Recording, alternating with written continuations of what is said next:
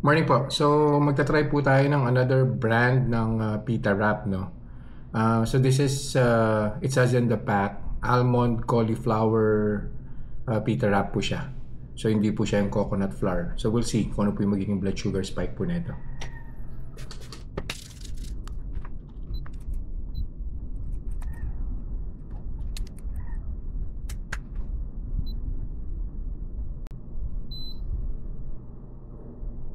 Hmm. 130 po yung baseline natin. Anyways, i-measure lang naman po natin yung blood sugar spike po nito ni pita wrap.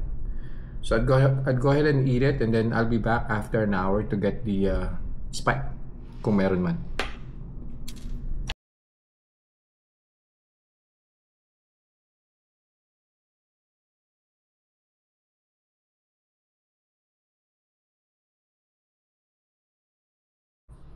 One hour na po, kuha na po tayo ng blood sugar.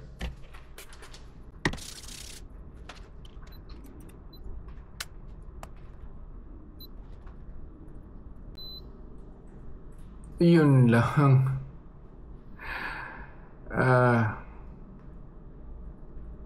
230. So that's why I don't feel good while I was eating it, kasi parang tinapay na tinapay po talaga yung texture niya.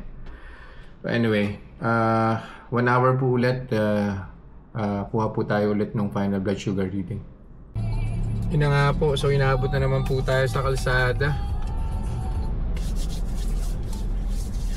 Second hour na po, so final blood sugar reading na po tayo.